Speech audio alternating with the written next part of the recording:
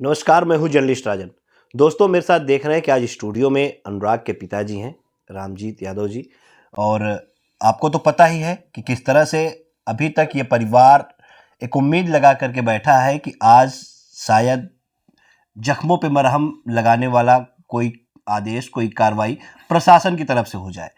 जिलाधिकारी ने भी उस अपील को खारिज कर दिया जो लालता ने जिला मजिस्ट्रेट के न्यायालय में लगाई थी। उसे उन्होंने खारिज किया और तहसीलदार का जो आदेश है उस मकान को बेदखल करने का, उस सरकारी ज़मीन को खाली कराने का, वो आदेश ही जो है लागू रहेगा, यानी कि उस मकान को खाली हो जाना चाहिए। लेकिन सवाल बड़ा यही उठता है कि आखिर जिलाधिकारी के कोर्ट से भी खारिज होने के बाद भी अभी तक वो मकान क्यों नहीं गिराया गया। क्या वाकई में जो लोग ये कह रहे हैं कि कहीं ना कहीं किसी सत्ता पक्ष के मंत्री का हाथ है, क्या वाकई में ऐसा है कि अनुराग के जो हत्यारे हैं, जो आरोपी हैं, उनको किसी का सह प्राप्त है जिसके चलते अब तक उस मकान को खाली नहीं कराया गया। क्योंकि आप देख रहे हैं कि अभी किस तरह से योगी आदित्यनाथ की सरकार कार्रवाई कर रही है और किस तरह से आप देख रहे हैं बनारस में ही आप देखिए दाल मंडी में किस तरह से बुलडोजर गरज रहा है। और कई दुकानदार ऐसे हैं, कई मकान वाले ऐसे हैं जो कि ये बता रहे हैं कि उनके मकानों पे 3-3 स्टे है, उसके बावजूद जो है उनको नोटिस देते हुए कोई सुनवाई नहीं और धड़ाधड़ जो बुलडोजर चलने लगे और वहाँ पे मकान जो है जमींदोज कर दिया जा रहा है। लेकिन यहाँ पे ये मकान जिसे प्रशासन ने ये पाया कि हाँ ये सरकारी ज़मीन पे बना हुआ है, जिसके लिए जो पहले ये होता रहा कि सुप्रीम कोर्ट की गाइडलाइन है उसके हिसाब से जो है नोटिस दी जाएगी, उसके बाद कार्रवाई होगी, ऐसे किसी का मकान नहीं गिराया जा सकता।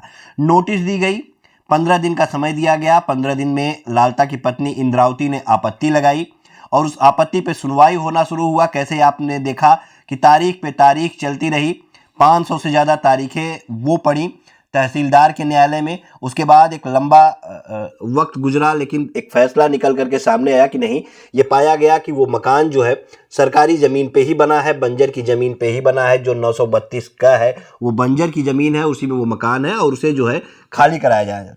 उसके बाद उसने एक आपत्ति जिला मजिस्ट्रेट के न्यायालय में लगा दी और जिला मजिस्ट्रेट के न्यायालय में भी सुनवाई हुई और वहां भी लालता को मुंह की खानी पड़ी। लेकिन सवाल अभी भी ये बरकरार है कि आखिर वो मकान क्यों नहीं गिर रहा है। परिवार जिसको ये उम्मीद थी कि प्रशासन उनके साथ खड़ा है, प्रशासन निश्चित तौर पे न्याय करेगा।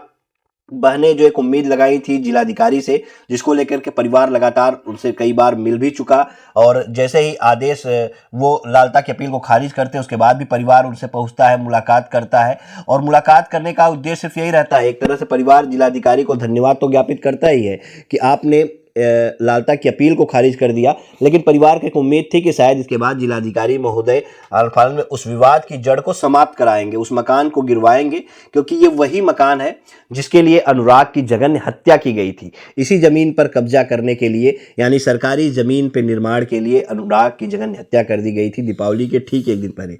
अनुराग के पिता हैं, हम सवाल इनसे नहीं पूछ पाते, न सवाल हम चाची से पूछ पाते और न सवाल पूछने की हिम्मत हम उन बहनों से उठा पाते। लेकिन आज एक बार फिर चाचा को अपने स्टूडियो में हम इसलिए लाए हैं क्योंकि ये आग जो आपके हमारे सीने में जो जली हुई है कि हाँ इस परिवार को इंसाफ मिलना चाहिए, ये निरंतर जलती रहनी चाहिए। ये एक जो मुहिम जस्टिस फॉर अनुराग की चल रही है, ये चलती रहनी चाहिए। चाचा, कैसे पूछें, क्या पूछें समझ में नहीं आ रहा है, लेकिन पूछना भी ज़रूरी है क्योंकि अगर आप नहीं बोलेंगे तो प्रशासन तो ये चाहता है कि आप लोग खामोश हो जाएं और वो मकान वैसे ही बना रहे। कुछ पता चला आपको कि क्या कारण है, क्यों अभी तक जो है वहाँ पे कार्रवाई नहीं हो रही है? जी भैया, सबसे पहले तो मैं आपको, आपकी टीम के साथ जितने इलेक्ट्रॉनिक और प्रिंट मीडिया हैं और हमारे दर्शक और श्रोता जितने भी हैं, मैं सबको धन्यवाद प्रणाम करता हूं कि आप लोगों ने अभी तक हमको याद रखा है। और रह गई बात मुकदमे की, तो आप खुद ही सारी स्थिति देख रहे हो, जानते हो। डीएम साहब तक यहाँ मामला गया और हम लोगों ने धन्यवाद भी दिया और एक उम्मीद जगी कि भाई अब कार्यवाही हो जाएगी। लेकिन फैसला होने के बाद अगर कार्यवाही नहीं हो पा रही है, क्या मतलब निकलता है कि आपने लिख दिया कि ठीक है, ये वैलिड नहीं है, आधिकारिक रूप से वैलिड नहीं है, तो क्या आपने उनसे जो मुआवजा लगाया था आपने उनके ऊपर वसूल किया? क्या उनका मकान आपने गिराया? या हमको एक कागज़ का टुकड़ा आपने दे दिया, मैं वो लेके रोता रहूं? आप तो फैसला दे के सो गए। कार्यवाही कब होगी?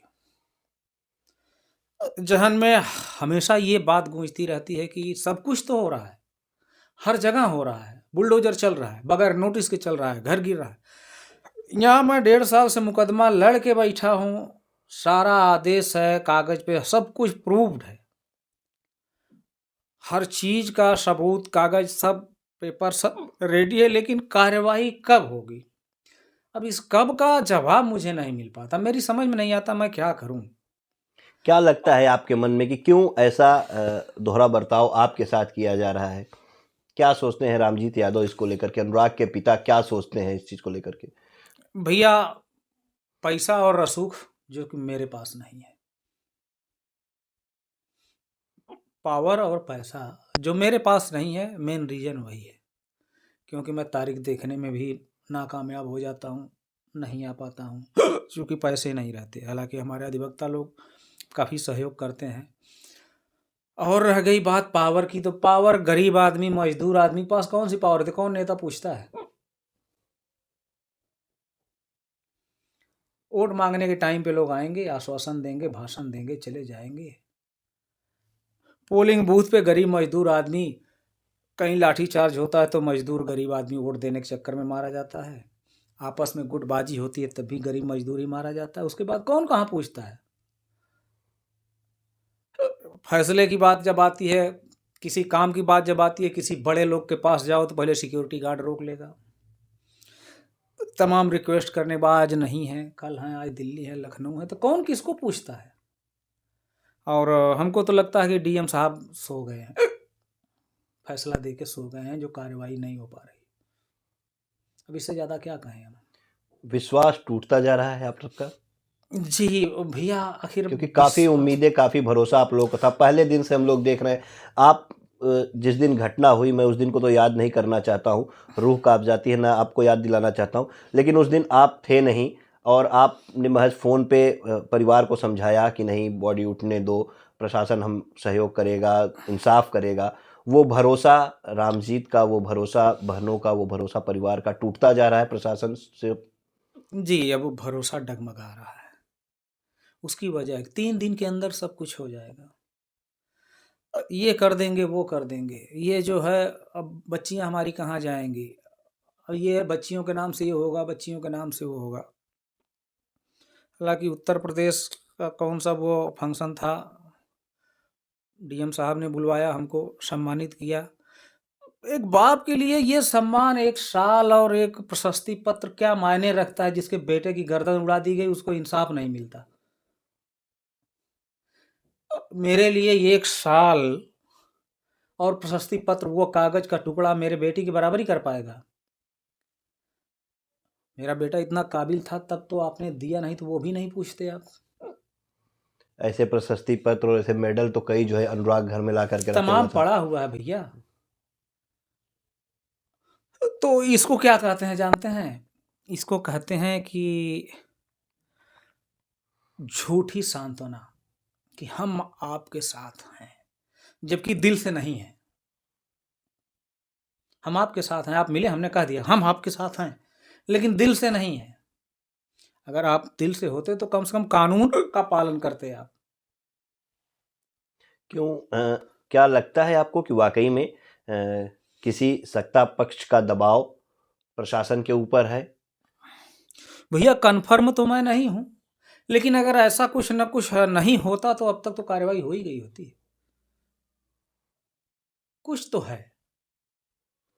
अच्छा, हम उस दिन का जिक्र करेंगे जब जिलाधिकारी ने उस लालता की अपील को खारिज किया। उसके बाद आप थे, स्वाति थे, सब लोग गए और अधिवक्ताओं के साथ मुलाकात किए। जिलाधिकारी को आप लोगों ने धन्यवाद ज्ञापित किया कि सर आपने जो है खारिज कर दिया उसकी अपील को।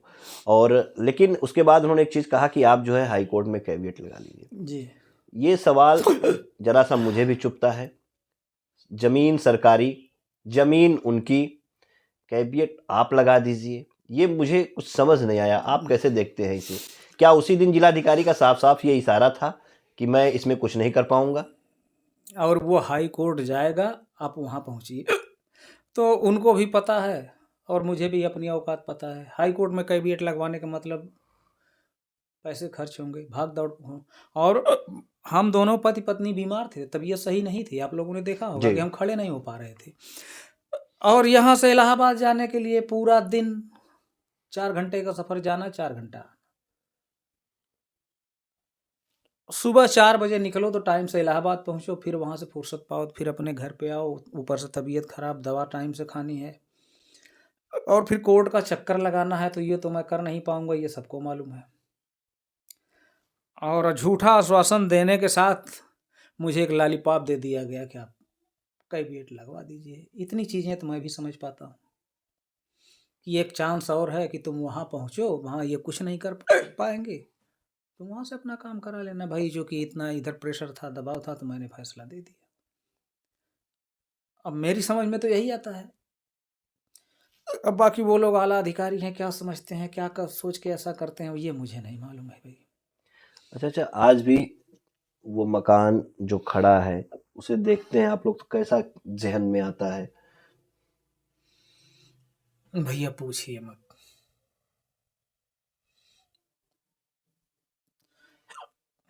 उस मकान में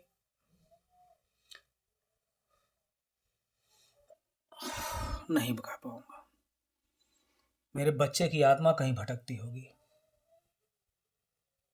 इस मुर्दा ज़मीन के लिए बलि दे दी गई जिसकी।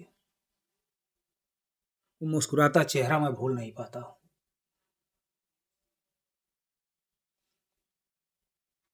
सॉरी। देखिए, चाचा की आंखों में आंसू आ गए हैं जब उस मकान का जिक्र हमने किया, जब पूछा कि वो मकान आज भी खड़ा है और आप लोग को रोज़ दिखता है, तो उसके बारे में ये सब इनके पास नहीं, किस तरह से उसको बताएं ये। लेकिन इसी तौर पे वो मकान जो है प्रशासन को मुंह चिढ़ा रहा है। वो मकान ये बता रहा है कि अनुराग की हत्या, अनुराग जैसे होनहार खिलाड़ी की हत्या, 5 बहनों में इकलौते भाई की हत्या महज उस मकान के लिए कर दी गई, लेकिन अभी तक उसकी एक ईंट को जो है प्रशासन हिला नहीं सका। ये वही प्रशासन है जिसके मुखिया योगी आदित्यनाथ हैं, जो बार बार ये कहते हैं कि ऐसे अपराधियों को बख्शा नहीं जाएगा, ऐसे अपराधियों को उनको उन्हीं भाषा में सिखा दिया जाएगा। लेकिन सवाल यहाँ पे उठता है, ये कमरुद्दीनपुर गांव और ये जनता आज भी पूछती है कि आखिर योगी आदित्यनाथ का बुलडोजर वहाँ पे क्यों नहीं चल रहा। जब हर गाइडलाइन का पालन करते हुए सुनवाई हुई, नोटिस दी गई और जब ये पाया गया कि बंजर की ज़मीन में मकान है, तो आखिर अभी तक बुलडोजर क्यों नहीं चला? क्या वाकई में डीएम साहब इंतज़ार कर रहे हैं कि लालता जो है वो उसके परिवार के लोग हाई कोर्ट से स्टे लेकर के चले आए और वो आसानी से ये कह दे कि उस पर स्टे हो गया है, रोक लग गई है, हम उसे नहीं गिरा सकते? क्योंकि अगर वो गिराना चाहते तो शायद अब तक कब का वो मकान जो है जमींदोज हो गया होता और उस परिवार के जख्मों पे मरहम भी जो है वो लग गया होगा। हालांकि वो जख्म, मैं फिर भी कहता हूँ कि वो जख्म कभी भरे नहीं जा सकते, सिले नहीं जा सकते, लेकिन एक मरहम लगाने का काम उस मकान को गिराकर प्रशासन जरूर कर सकता था। सवाल बरकरार है, 1.5 साल का लंबा समय जो है वो बीत चुका है। अब देखने वाली बात ये होगी कि कब प्रशासन उस पर कार्रवाई करता है। क्या वाकई में प्रशासन ये बता पाता है कि हाँ, प्रशासन पे जो भरोसा अनुराग के पिता ने किया था, जो भरोसा अनुराग की माँ ने किया था, जो भरोसा बहनों ने किया था, उस भरोसे को प्रशासन कायम रख पाती है, उस भरोसे पर सही उतर पाती है और उस मकान को जमींदोज करके परिवार को इंसाफ दिला पाती है? क्योंकि हत्यारों को सजा तो न्यायालय से होनी है और वहाँ पे गवाही हो गई है। चाचा, उसके बारे में हम जानना चाहेंगे। गवाही हुई उसमें? जी। गवाही का सिलसिला शुरू हो गया है? जी। अभी तक एक गवाही हुई है? जी, एक गवाही हुई है अभी और बाकी है। पूरे परिवार की गवाही होगी और जो भी जिन्होंने प्रत्यक्षदर्शी जो सामने से देखे हैं, अगल-बगल के लोग, उनकी भी गवाही होगी। और एक चीज़ याद आ गई, हालाँकि सच्चाई बड़ी कड़वी होती है राजन भाई। जी। याद आ गई, मैंने माननीय मुख्यमंत्री जी का एक बार भाषण सुना, काफ़ी दिन पहले का है, 4-6 महीने, बांग्लादेश में जब दंगा हुआ था तो मैंने बहुत गंभीरता से उस पे सोचा। माननीय मुख्यमंत्री जी को चिंता इतनी कि बांग्लादेश में एक हिंदू मारा गया, जो कि बांग्लादेशी नागरिक था। उसका मुद्दा संसद में उठाया गया, विधान परिषद में उठाया गया, विधानसभा में उठाया गया। उसकी इतनी परवाह है हमारी गवर्नमेंट को। और मेरे देश का खिलाड़ी, जो देश का नाम रोशन कल कर सकता था, अब तो पटाक्षेप लग गया, पूर्ण विराम लग गया उसकी जिंदगी पे। नाम रोशन कर सकता था, उसके लिए एक सांत्वना भरा शब्द भी नहीं निकला। इसमें राजनीति करने को नहीं मिलती शायद ना चाचा। सोचिए कि वहां हिंदू मारा जा रहा है, चिंता यहाँ है, और यहाँ इंसाफ के लिए गरीब आदमी, सही आदमी दर दर भटक रहा है, और जीरो जीरो टॉलरेंस की राजनीति चल रही है। लग रहा है आपको जीरो टॉलरेंस दिख रहा है आपको? क्या जीरो टॉलरेंस है? और कह दो तो भाई देखिए, अब हमने बहुत सारी किताबें पढ़ी, कहानियां पढ़ी, उसमें कुछ दरबारी कवि होते थे जो सिर्फ राज दरबार का महिमा मंडन करते थे और वहीं खा पी के पड़े रहते थे, असरफियां मुद्राएं आती रहती थी। तो वो बस स्वरूप बदल गया है, स्वरूप बदला है, सिस्टम नहीं बदला है। आज भी वही है, सत्ता पक्ष, गुलामी करो, और वो भी तब तक जब तक आप यूज के हो। ठीक है, जितने अधिकारी हैं, हम किसी का नाम क्यों लेंगे, या मान लीजिए मैं किसी पार्टी का कार्यकर्ता हूं, तो हमने एकों बार नहीं 20 बार देखा कि जब तक हमारी जरूरत है, पार्टी के ऊंचे ओहदे पे जो बैठे हैं पहचानते हैं, इस्तेमाल करते हैं, उसके बाद जाओ। तो मैं उन लोगों से, उन बंधुओं से निवेदन करना चाहता हूं कि जो अपना ज़मीर बेच के ऐसा कर रहे हैं, उनको भी कुछ नहीं मिलने वाला। पैसा और पावर, देखिए पंख जो होता है ना, सिर्फ परिंदों के शरीर पे शोभा देता है। आदमी अगर उड़ने लगता है ना, उसके पीठ पे पंख निकल जाए तो वो शोभा नहीं देता, क्योंकि इंसान को ऊपर वाले ने जमीन पे चलने के लिए बनाया, पंख लगा के उड़ने के लिए नहीं बनाया। आप हवाई जहाज से उड़ सकते हो, संसाधन जुटाओ, लेकिन अपनी पीठ पे पंख उगा के जो उड़ रहे हैं, आज नहीं कल प्रकृति है, सबको सबके किए की सजा मिलती है, सब इसी जमीन पे रेंगते नजर आएंगे। आज कार आ रही है, गार्ड आ रहे हैं, सलामी ठोकी जा रही, कल चारपाई पे पड़ेंगे, नौकर भी पूछने नहीं आएगा। बिल्कुल, देखिए ये अब चाचा ने किस तरफ इशारा किया ये आप लोग भी समझ सकते हैं, और एक पिता का दर्द है और जो इन्होंने अपने शब्दों में बताया है, और वाकई में हकीकत यही है कि ऊपर वाले की लाठी जब चलती तो उसमें आवाज़ नहीं होती है। उम्मीद यही करते हैं कि शायद आज नहीं कल, अगले महीने शायद उस मकान को जमींदोज कर दिया जाए, शायद प्रशासन जाग जाए, शायद प्रशासन इस परिवार के जख्मों पे मरहम लगा दे। लेकिन देखना ये होगा कि आखिर प्रशासन के कान पे जू कब रेंगती है।